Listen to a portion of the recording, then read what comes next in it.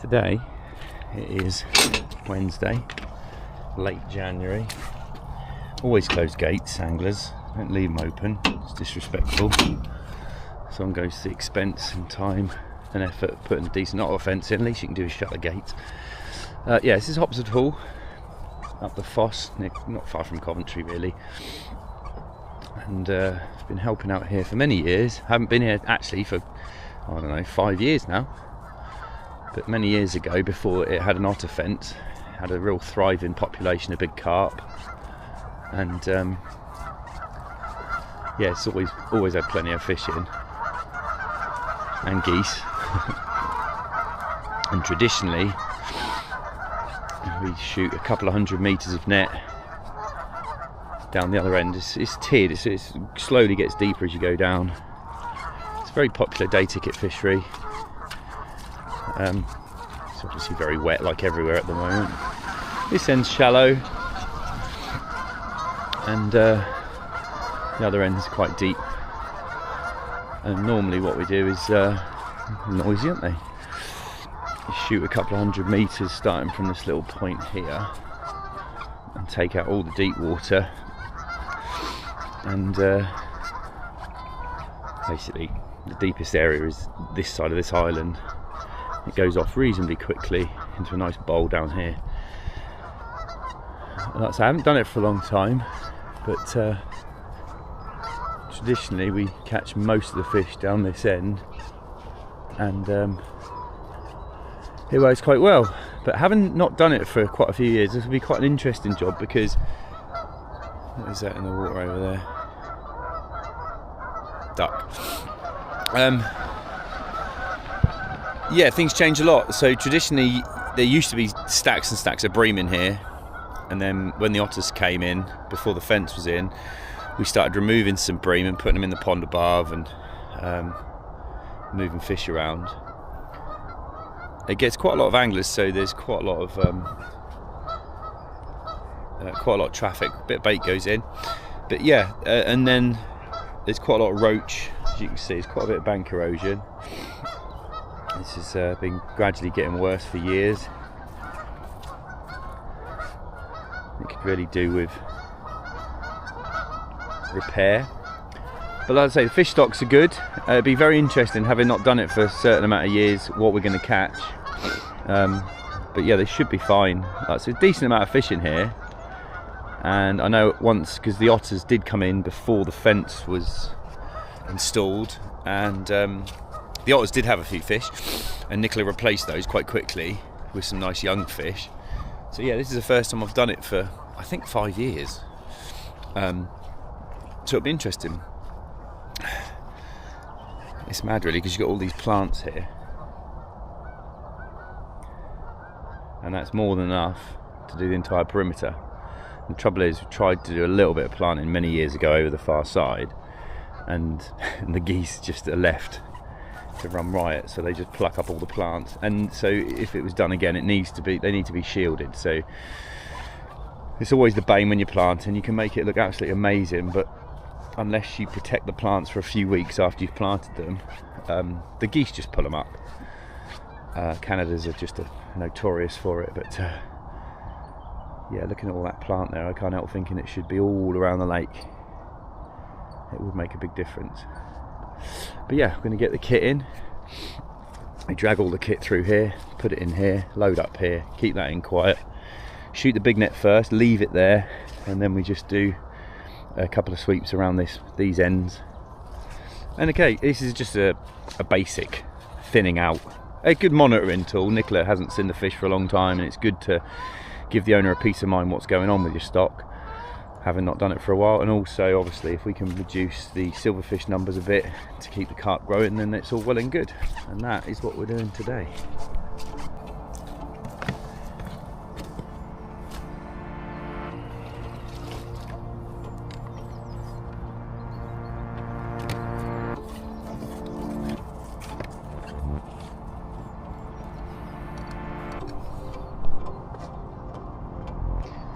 Yeah, there's no gloves in the truck.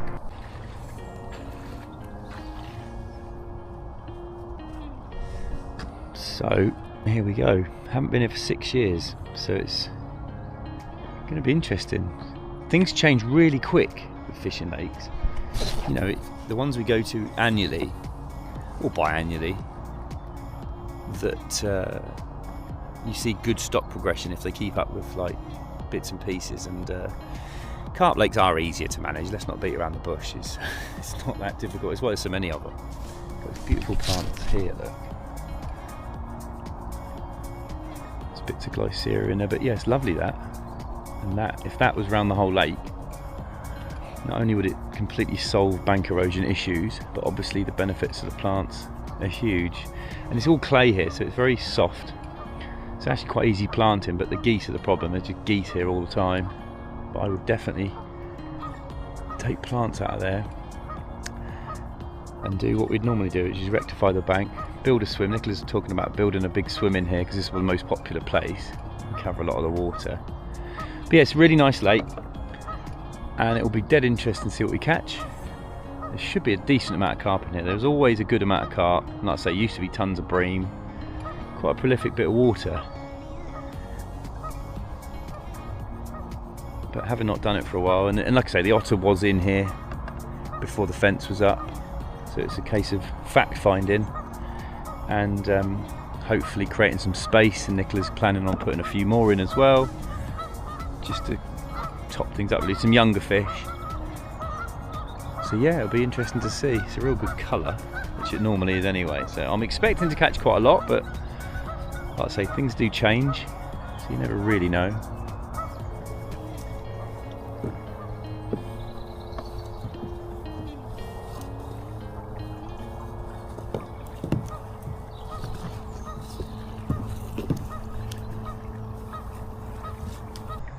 There we go, it's just bang on 9 o'clock and we've already got 300 metres of net in. Wherever we are in the country, we're always as early as we can be.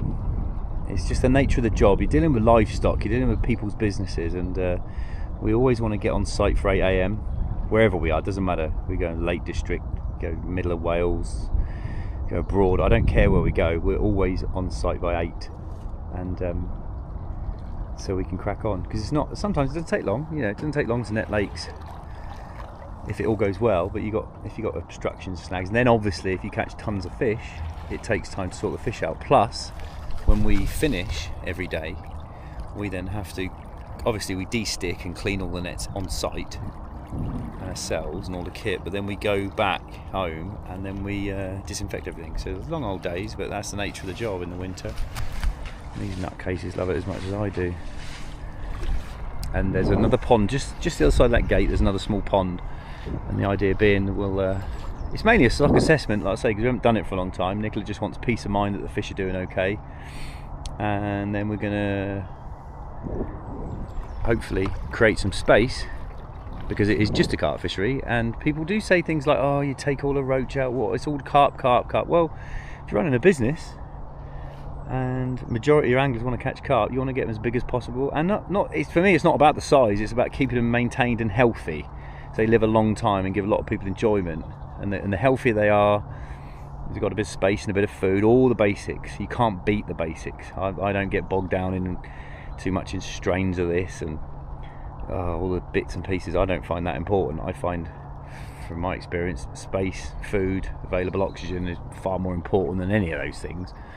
And yeah, it works, you know, if you stick to the basics and work hard towards your goals, you can achieve anything in lakes. And it's a decent sized water, and traditionally it's always had a decent amount of big fish in, so hopefully it's quite exciting really. When you come places every year, you kind of know what to expect, but when you haven't been for quite a few years, it's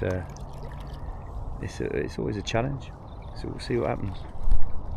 And there is not a great deal of thick, dense cover in the lake. You've got those plants over there, it's very shallow there. Here, just coming into here, obviously we'd expect to find silvers, and there is a lot, and quite often, like yesterday, we were down at Eastleigh District, and most places you think, oh, I'll fish up to here, but the roach will be back here.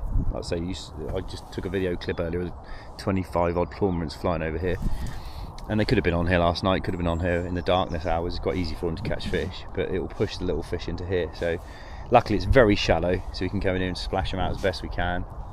And to do that, you build up a load of net before that. People say, oh, electrofish. Yeah, well, yeah, you can hear them.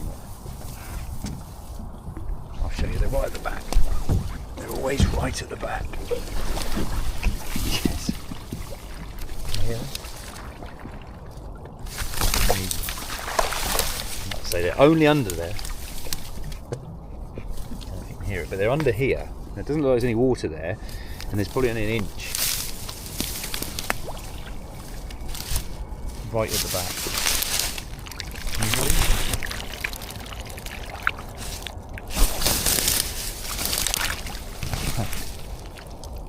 Look at this, look.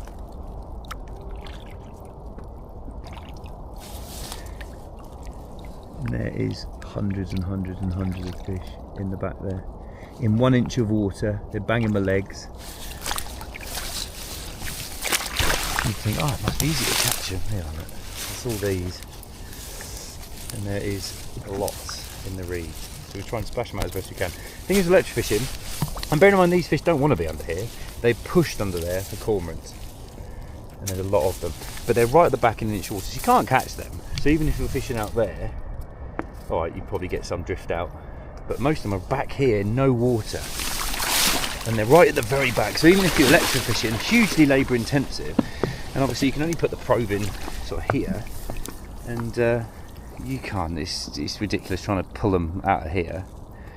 But that's where they want to be. It's purely down to cormorant predation. And they don't want to be under there. And they'll stay in these tight groups and barely survive. You know, they're not doing any good under there. And they're stressed if they're hiding that deep. Like I say, in 1 inch of water. They're just not... Yeah, they don't want to be there. But it's full with them. It's crazy. And if you look at where we are, I mean, that's just a section in this reed. You've got all the lake out there. So yeah, all you really do is splash them. And to get the most out of that situation, you basically build up a load of net, which the boys are doing now. It's quite like, it drops off quite deep here, and all this stuff's just falling off the trees. Very normal, but like I said, there's nothing here. I'll just get this out of the way. But by getting the boys to go in there and splash, as I'll run down the side with the net, we'll definitely scare quite a few out. So we'll do that now, and I'll show you. You can see them moving in front of the guys there. I say, in an ideal world, you'd drain the lake by 2 foot and it'd get it out of these and you'd absolutely nail them. But just for a cropping, you're just scaring as many out as you can. They're right at the very back. I say, they're not out here, they will push out here. We'll get some, and again, it's all about creating space. When anyone ever says, oh, we're taking all this roach out or all the bream out, it's like, well, you don't, because you rattling the breeds. Because unless you drain it and get it away from here, you never get them all. You know, when it's a drain down, totally different story, but when it's like this, it's just a simple cropping exercise. They're still in front of you, they're everywhere. But yeah, you can't blame the fish, that's where they want to be. But again, same old story, we'd replace this with other vegetation more like that, because it does a better job, in my opinion. It's, for a fishing lake, it's better. But not that this is a real problem, but it's just, if you're trying to really maximise the potential on your carp, or any fish, it doesn't matter, you know, if this is a pleasure fishery with lots of mixed species in, you'd still want to crop every now and then, just to create space. It's as simple as that, it really is.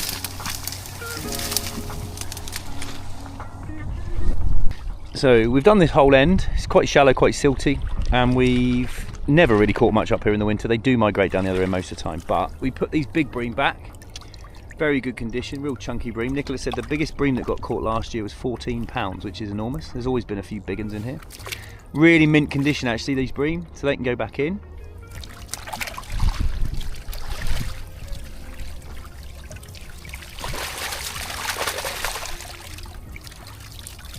A really nice fat chunky bream, really good. They're in cracking condition there, like brand new fish. Really nice.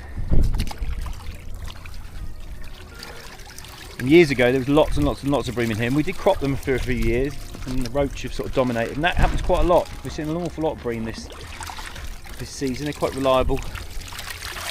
Why anyone stocks F1s when you can just get bream, quality bream like this? And they're fed a little bit in here as well, so you can tell that. They're just chunky. There's lots of fish in here anyway.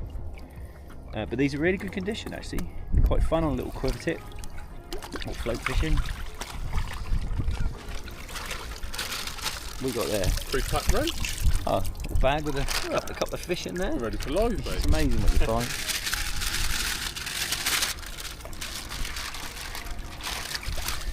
And then the rest of these fish, there's one big roach in there that can go back, and these bream. And then the rest of these tinies, about £100 of bits in there. They can go in. Well, there was £100, but take the bream out. These tiny fish can go in the pen, and then later on we'll move them up to the other pond. That's a beautiful bream. Yeah, they're really nice. I'd say that sort of size. Yeah, there's that big on there. Look. Yeah, there's loads in here. Just put the odd very big one back. There's plenty in here. And that'll do. And then we'll go and attack the big sweep. This here, answers on a postcard. What do you think this is? I'll give you a clue. That was living in a fish that was that big. And you can tell when they've got one of these in them. They're amazing things. Quite amazing. Whoever is the first person in the comments to tell me what that is correctly, I will send them a hat. Ooh, big prizes.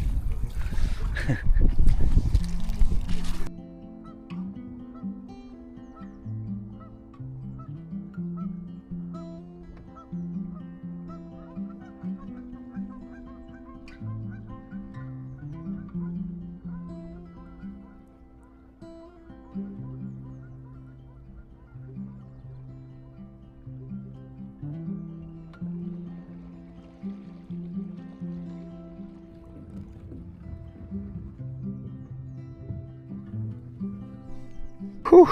So we've landed the main net, which is all this water either side of the island. Quite a lot of debris because we haven't done it for quite a few years, but I'm sure there's a few in here.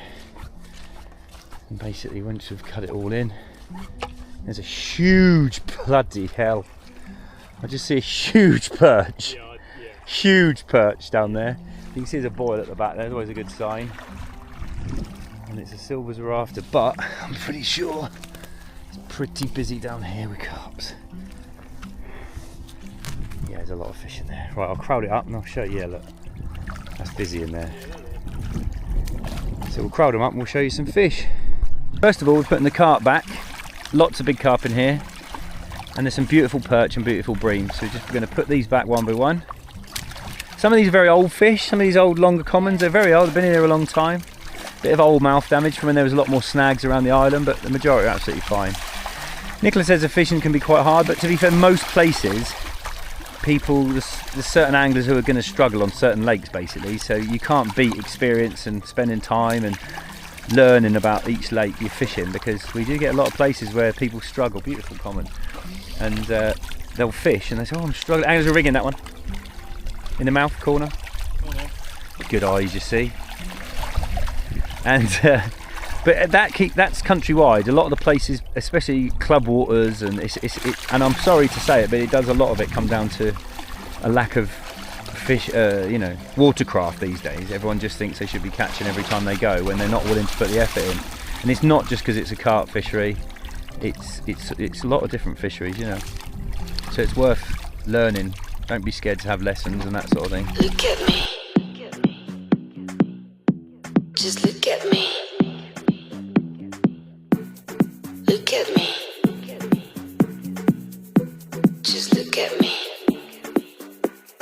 Baby, ven acá, look at me, look at me. Te dejo de pensar, come to me, come to me. Si te sientes igual, talk to me, talk to me.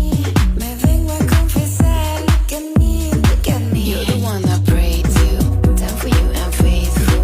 You're my church, I praise you. Just one kiss, I beg you. You're the one I pray to.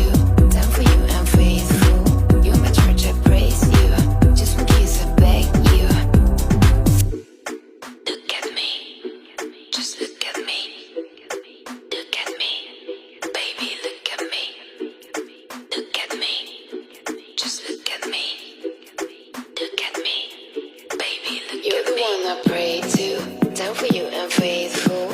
You're my church, I praise you. Just one kiss, I beg you. You're the one I pray to, down for you and faithful.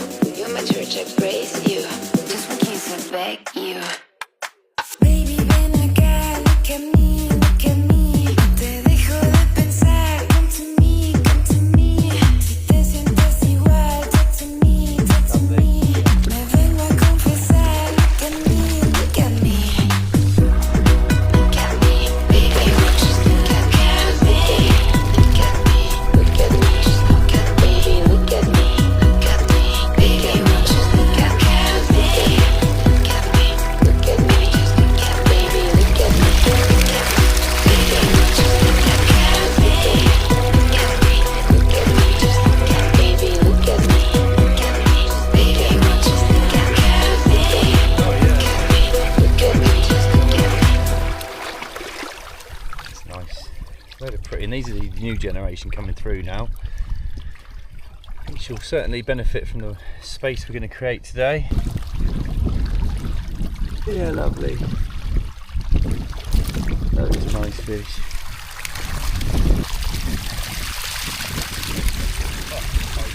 Yeah, big hybrid. That might have been what I thought was the right.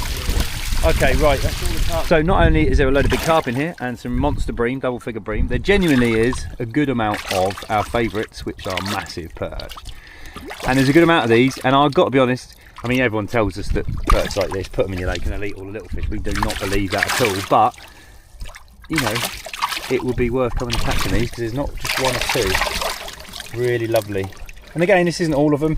I avoid going anywhere near the islands where you expect to find them under some of the undercuts and stuff, but they're absolutely beautiful fish. And it looks about £8. At least 10. At least. Monster. Beautiful. Yeah, that's pretty special, that.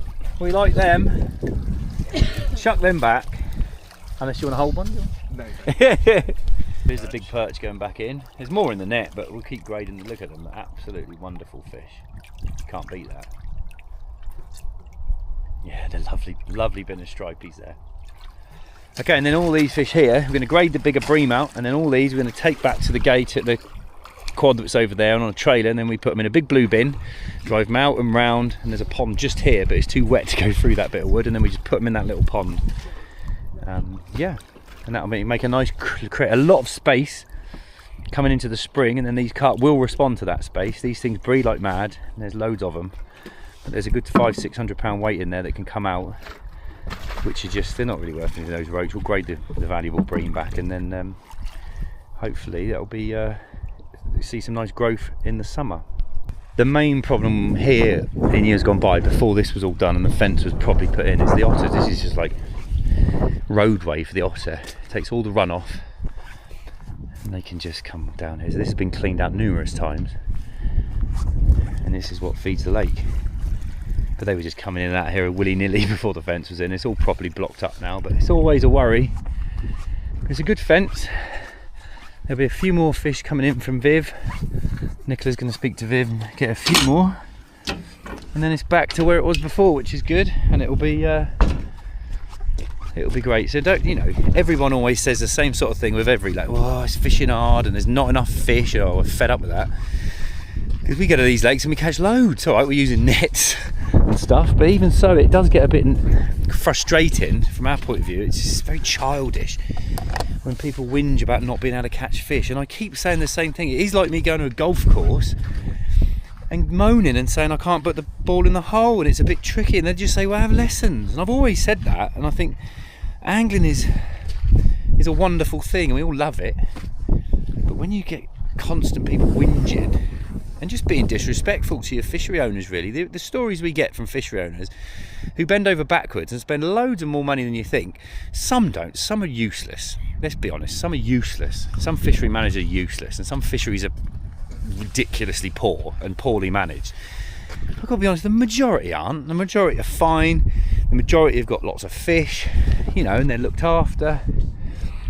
So when people turn up who think just because they've spent a load of money on tackle and spent 15-20 quid a day or whatever it is and they're fishing, they think that gives them a right to whinge if they don't catch anything. And it's like, no, well, that's not true. Go away. It's not for you. Fish a little puddle and catch a load of tiny fish if that's what floats your boat. But it does get very frustrating.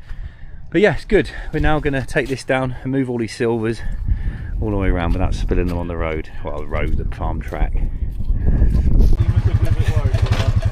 So we're using the quad, the fish.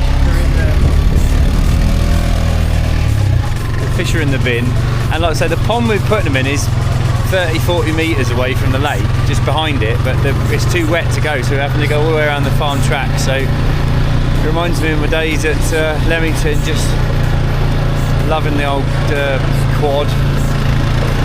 Good fun. Used to just cart fish around the fish farm all day long in the winter. But you've got to be very careful with these things. Health and safety is paramount, and it's very, very important to understand that, because these things are lethal. You alright? Absolutely lethal.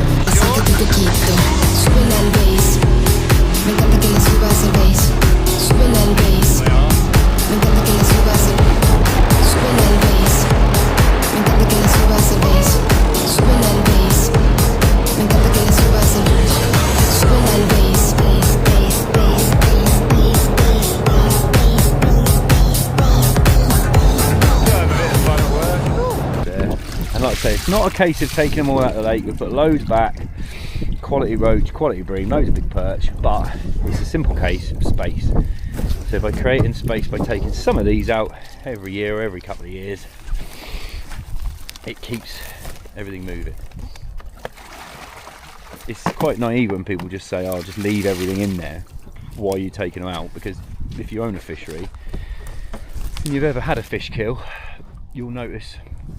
I love it when they're swimming away. Yeah, it's all good. These are safely moved, space created down there, more fish for here, job done.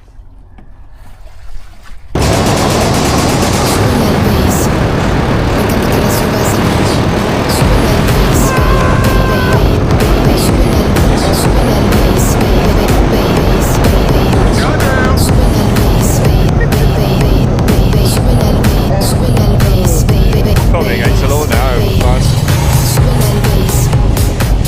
oh dear, quite cold that, quite cold that wind in your face.